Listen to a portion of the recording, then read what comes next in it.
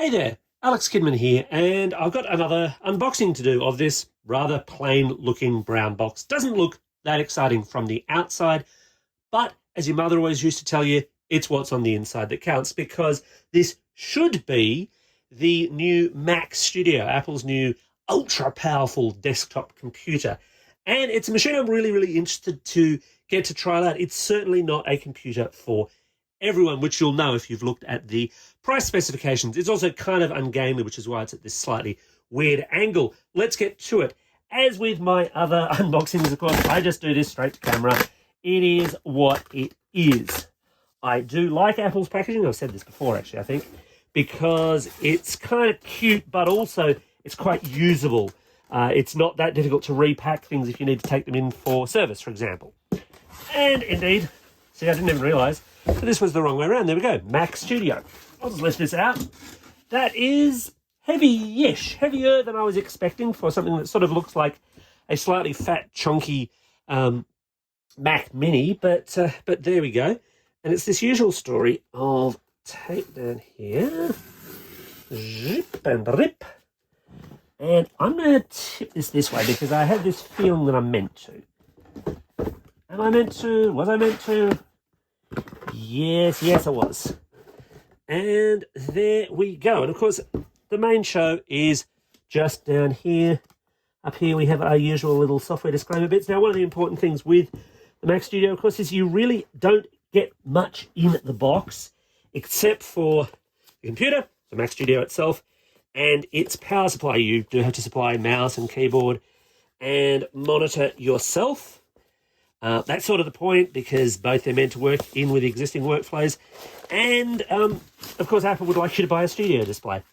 No shock or surprise there. Yeah, no, that is a chunky little critter. I do love the fact it has front-mounted ports. What took you so long, Apple? But, yeah, it really is a big old Mac Mini in a whole bunch of ways. Outside of that, of course, all we've got in here is the power supply. So I better get to setting this up.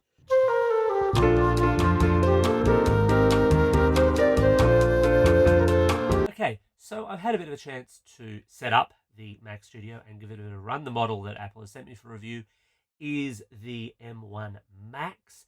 So it's an interesting creature, really, because it's sort of akin to the M1 Max that you can get in the existing larger MacBook Pros, only without battery issues, but of course a lot more ports, different kind of price point, slightly different market, of course, but I suppose it's worth comparing what your needs might be. And it really is one of those devices that you know if you need it, if you know if you need it. So far, I've certainly not hit anything too problematic for my own workflows, but my own workflows are modest. This is probably overkill for what I would need, certainly overkill on the price point, and absolutely overkill if we were talking the Ultra, which would be twice as powerful.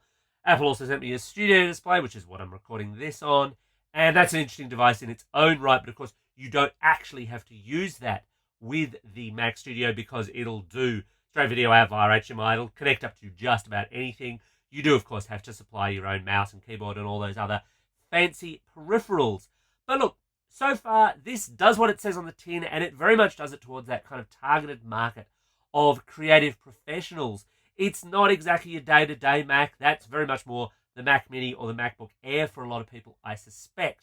I'm going to do a whole bunch more testing on this, but so far, it's all going pretty well. Those are my early impressions, and that's pretty much all I've got to say at this point in time. Thanks for watching, and as always, leave me comments, hit that like button, hit that subscribe button, and go and have a nice cup of coffee.